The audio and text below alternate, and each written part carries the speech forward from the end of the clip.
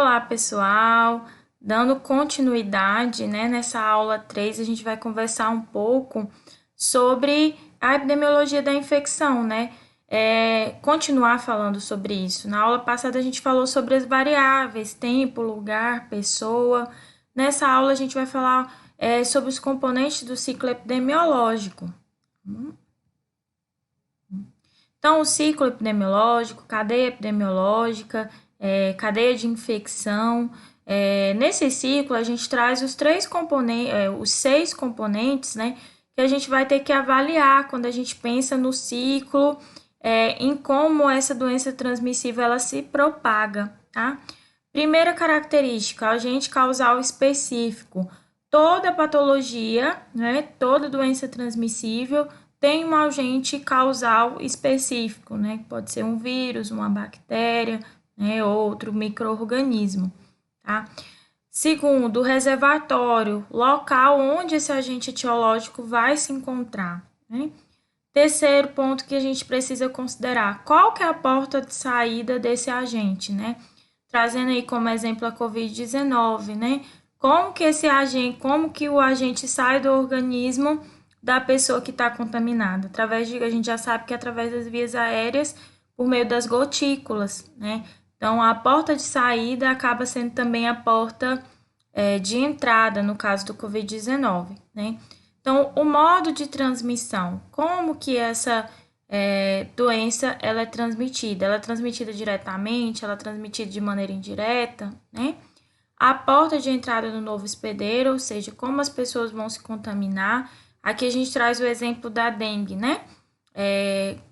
Qual que é a porta de entrada? É a picada do inseto, né? Então, é através da pele ali, através por meio da picada, é que é transmitida a dengue, né? É a porta de entrada do vírus, né, no nosso organismo. E outro ponto que a gente precisa considerar é a suscetibilidade do hospedeiro, né? Nem sempre é uma pessoa que foi infectada, ela vai passar para a fase clínica, né? Sentir sinais e sintomas da patologia. Então, a gente vai observar na aula de hoje essas características. Tá? Então, o modo de transmissão do agente. O modo de transmissão é a forma em que o agente infeccioso se transporta do reservatório ao hospedeiro, né? E pode ser feito de duas formas. Pode ser feito de maneira direta e de maneira indireta. A transmissão direta é quando a gente tem a transferência direta do agente infeccioso por uma porta de entrada para que se possa efetuar a infecção, né? A gente também denomina a transmissão direta de transmissão pessoa a pessoa, né? Então, de uma pessoa é transferido diretamente para a outra. Então, isso pode acontecer como, gente? Através da dispersão de gotículas, né? Nas conjuntivas ou nas membranas mucosas do nariz ou da boca, ao espirrar, tossir, cuspir, falar, cantar, né?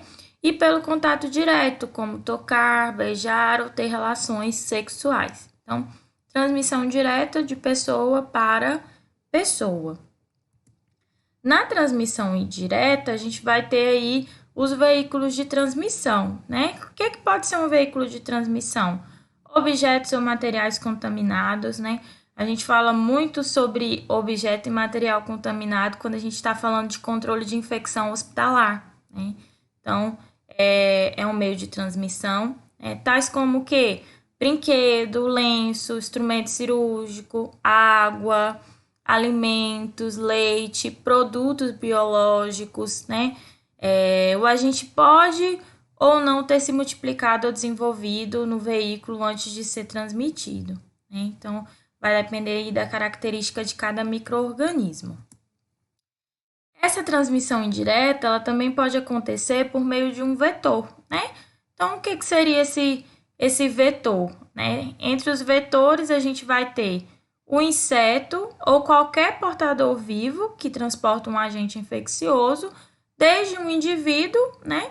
Ou seus excrementos até um indivíduo suscetível. Sua comida, o seu ambiente imediato, a gente pode ou não se desenvolver, propagar ou multiplicar dentro do vetor, né? Então, o vetor qualquer portador vivo que transporta um agente infeccioso. Né? Mecânico é o simples traslado mecânico do agente infeccioso por meio de um inseto terrestre ou voador, seja por contaminação de suas patas ou tromba, né? Ou pela passagem do seu trato intestinal sem multiplicação ou desenvolvimento clínico do micro-organismo. E o biológico é quando o agente necessariamente deve se propagar, ou seja, ele se multiplica, ele se desenvolve, né, ciclicamente, né, no artrópode vetor antes que possa transmitir a forma infectante ao ser humano, né? Então, a transmissão indireta, a gente vai ter aí o vetor, né, que pode ser um vetor, pode ser por meio mecânico ou por meio biológico. E também vai ter aí através do ar, né, que é a disseminação de aerossóis microbianos transportados por uma porta de entrada apropriada, geralmente o trato respiratório, tá? Os aerossóis microbianos, gente, são suspensões aéreas de partículas constituídas total ou parcialmente pelos micro-organismos, né? Essas partículas têm diâmetro de 1 a 5 micros e elas chegam, uma das principais características é que elas chegam aí aos alvéolos do pulmão e lá permanecem, né? Então, é de mais difícil o controle dos aerossóis do que das gotículas. Elas também podem permanecer na suspensão do ar, né, durante longos períodos de tempo. Algumas mantêm a sua infectividade ou virulência, que é aquela capacidade de infectar, né, as pessoas, e outras podem perder, né, de acordo com o período de tempo que está ali suspenso. Então, as partículas de tamanho maior, elas se precipitam, o que pode dar origem também a uma transmissão direta. Né? Então, começar por uma transmissão indireta e se transformar aí numa transmissão direta também. E aí a gente vai ter as portas de eliminação ou de saída do agente, né?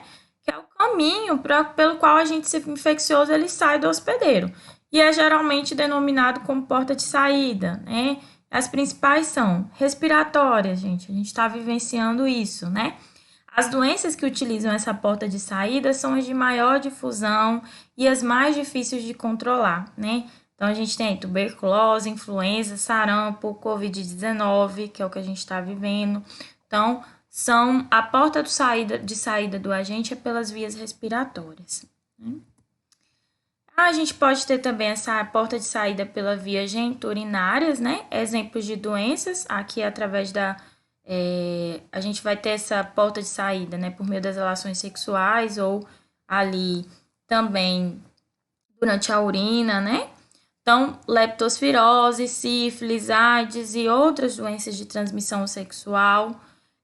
Pela via digestiva, exemplos de doenças, hepatite, cólera, amebíase, né? Pela pele, a gente tem através do contato direto, aí com lesões superficiais, né, como é o caso da varicela, a herpes zoster e a sífilis, e por picadas, mordidas, perfuração por agulha, ou outro mecanismo que tenha contato com sangue infectado, né? E também a gente tem a porta de saída placentária, né, que é quando passa através da placenta, né? Um exemplo que a gente pode ter é sífilis, rubéola e toxoplasmose. Ok?